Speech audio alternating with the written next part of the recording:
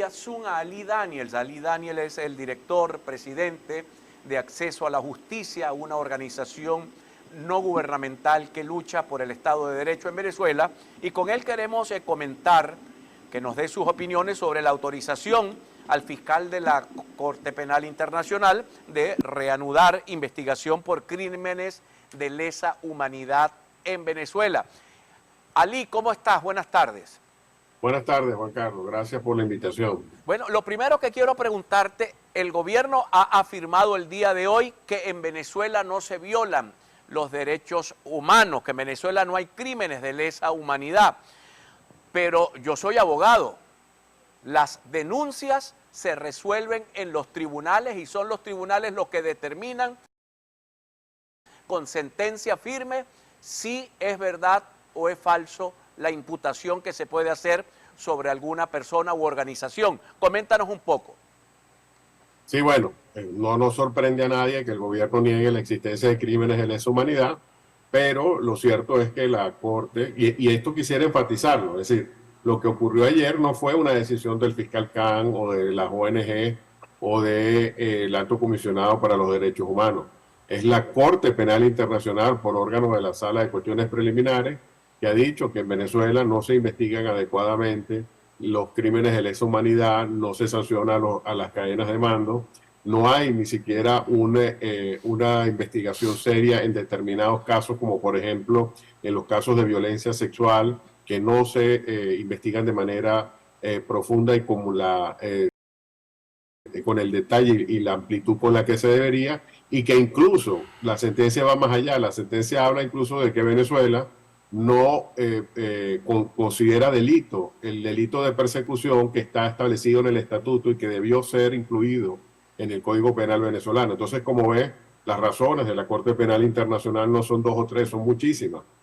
Es decir, no se investigan las cadenas de mando, no hay investigaciones profundas en los delitos que sí se investigan, como es el caso de la violencia sexual, y que además hay delitos que ni siquiera son considerados como tales.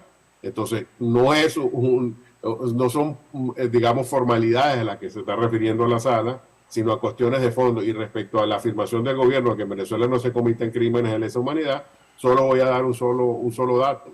La Lupa por la Vida, que es una iniciativa hecha por Provea y por el Centro Gumilla, da cuenta de todos estos años de cómo se cometen al día de hoy ejecuciones extrajudiciales, sobre todo en zonas populares y sobre todo teniendo como víctimas a jóvenes venezolanos. Y dio como dato que el año pasado, solo el año pasado, se reportaron 824 casos de ejecuciones extrajudiciales.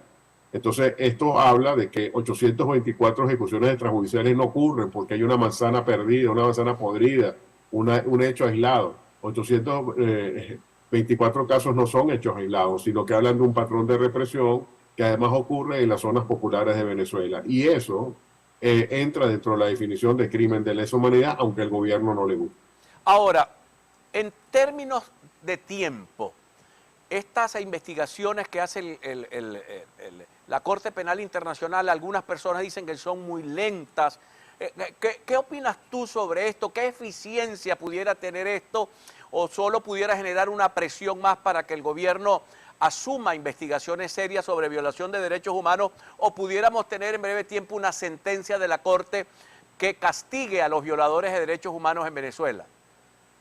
Sí, agradezco mucho la pregunta porque esa es una de las grandes preocupaciones que tienen los ciudadanos cuando se les habla de este tema. Bueno, pero ¿hasta cuándo vamos a estar hablando de esto? Yo quiero ya que haya condena. Bueno, hay que explicar que, en primer lugar, cuando efectivamente la Corte ha tardado años en el caso venezolano, pero hay que decir que mucho de ese tiempo es responsabilidad del Estado, que interpone recursos dilatorios, que lo que busca es ganar tiempo, que lo que busca es dilatar los procesos. Y voy a poner dos ejemplos concretos para que se vea con claridad. El gobierno pidió la suspensión de la investigación en abril y el fiscal respondió en noviembre del año pasado. Tú dirás, bueno, mira, oye, pasó tiempo, ¿no? Bueno, resulta, el fiscal explica en su escrito de noviembre que él lo hizo en noviembre no porque él hubiera tardado, sino porque el gobierno dijo que estaba presentando unos anexos y presentó 6 anexos y el último lo entregó en octubre. Entonces, como ven, esa actuación tardía del fiscal no fue por el fiscal, sino porque el gobierno utilizó los anexos para evitar que el fiscal se pudiera pronunciar hasta el mes de noviembre. Entonces sí tenemos un caso. Y tengo el caso contrario. Cuando se presentó el informe de víctimas, ese informe se presentó el 20 de abril, que es un informe además importantísimo que es citado en la decisión del día de ayer y que habla del peso de la opinión de las víctimas en estos procesos y que yo quiero destacar.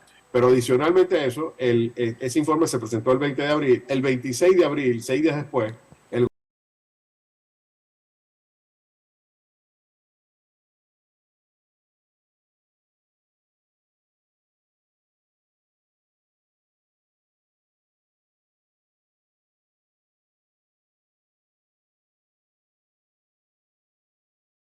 de 2 meses después, la sala decide. O sea, por esto quiero enfatizar que cuando ha dependido de la sala, las decisiones han ocurrido de manera diligente y rápida. Y que si ha habido retrasos, no han sido por culpa de la Corte, sino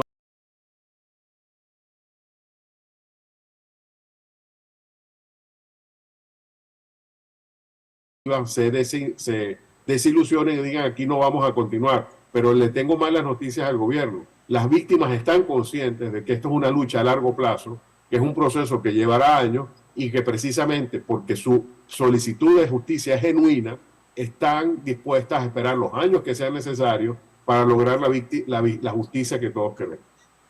Bueno, Ali, para nosotros es un placer tenerte en el programa. Te agradezco mucho que nos hayas hecho todo este conjunto de aclaratorias y en la medida en que esta información pueda desarrollarse, seguramente vamos a contar gracias con tu opinión. Ali, muchísimas gracias. Gracias a ti, un gran saludo. Un gran saludo, Eli Daniel. Quiero